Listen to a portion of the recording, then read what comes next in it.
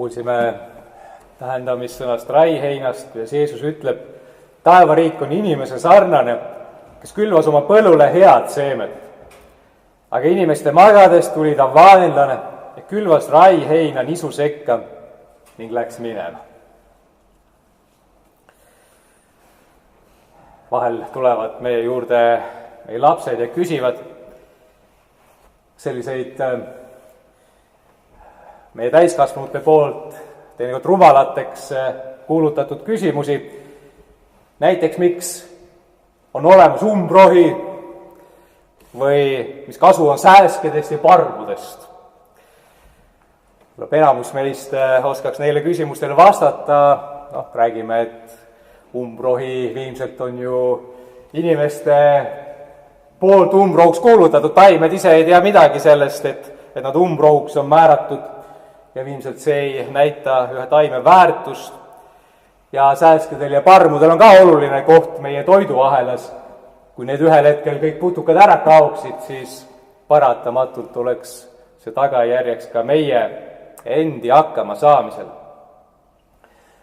Suuremaks saades küsimused umbrohust ja sääskedest asenduvad tõsisemate teemadega. Näiteks, miks on maailmas kurjus?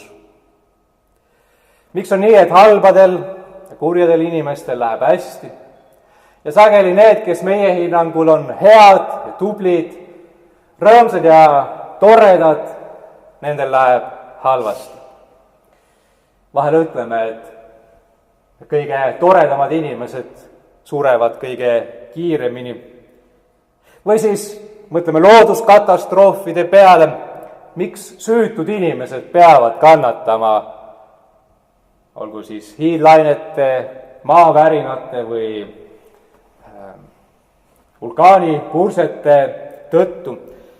Kui seda maailma juhib tõepoolest armastav Jumal, siis miks on ebaõiglast ja süütut kannatust? Kui teemad on erinevad, ilmselt küsimuse püstitus on üsna sarnane. Siiski neile teistele küsimustele meil on raskem vastata. See puudutab ju inimese elu ja surma ja sageli meid ennast väga ka isiklikult. Oleme kogenud seda, et tõepoolest on ebaõiglust, on valu, millele on raske leida seletust. Kui Jeesus selgitab jüngritele taevariigi saladusi ja üsna sarnasel moel kõneleb sellest, miks siis, kui taevariik on justkui tulnud, nii nagu ta ise ütleb, see on kesk teie seas, miks siis ometi kõik siin maailmas ei muutu kohe ilusaks, heaks, täiuslikuks, miks umbrohi ei kao ja sääsed ei muutu sõbralikeks. Ja Jeesus viib oma jüngrid taas sellise lapse meelsele tasandile ja räägib külvajast, inimesest, kes külvab hea seemne, kusagilt tuleb vaenlane, kes külvab nisu sekka umbrohtu, raiheina. See raiheina nimeline kõrreline on väga nisu sarnane alguses ja eristub alles hiljem, kui hakkab nisu vilja looma, siis saab aru, et tegemist ei ole nisuga, vaid umbrohuga. Ja selleks ajaks on ta ka juba päris kõrgeks kasvanud.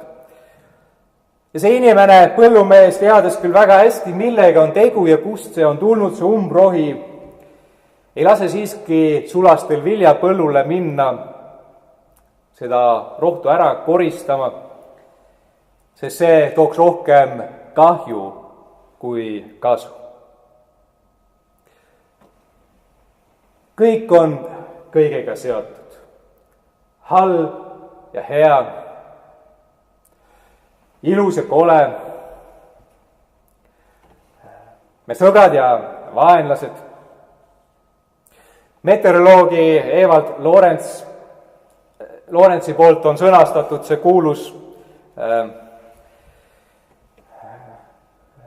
väide, liblika tiivalöök Brasiilias võib tekitada orkaani Texases, siis kui ta tegi meteoroloogilisi arvutusi ja avastas ühel hetkel, et on jõudnud ühe suure veani, tulemus on erinev sellest, mis ta peaks olema, ja siis selgus, et keegi oli teinud ümarduse 0,50612 asemel oli ümardanud 0,506.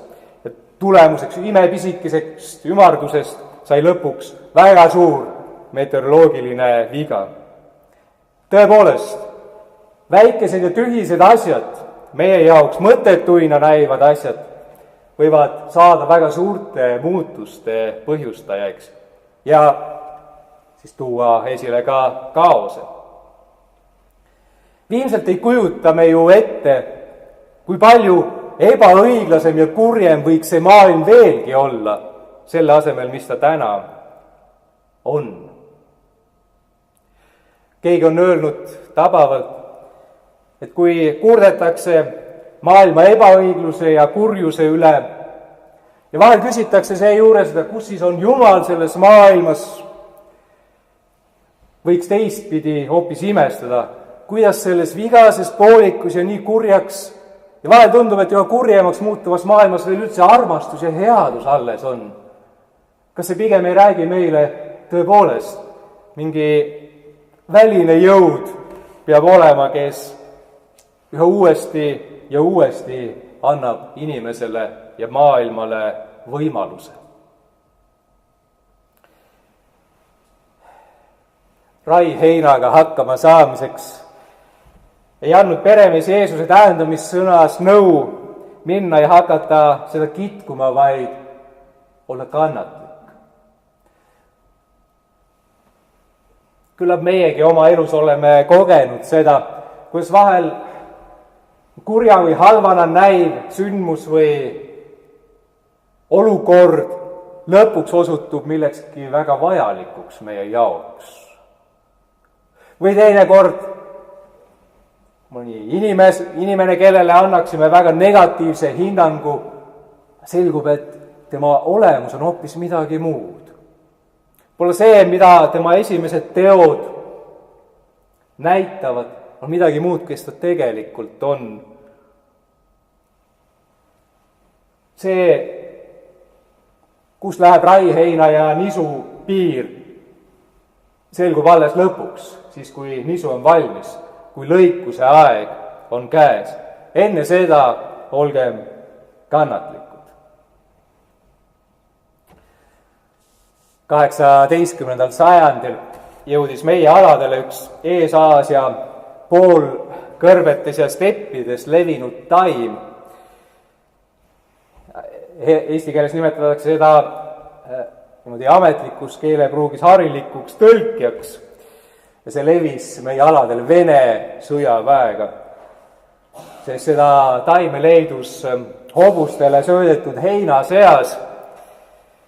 Eriti laialt levis see aga Põhja-Eestis ja eriliselt veel Rakvere kandis ja ümbruses.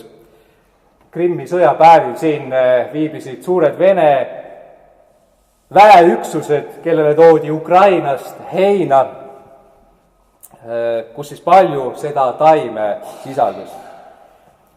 Ja hiljem, tänaseni on see umbroi meile tuttav Rakvere raipe nime all.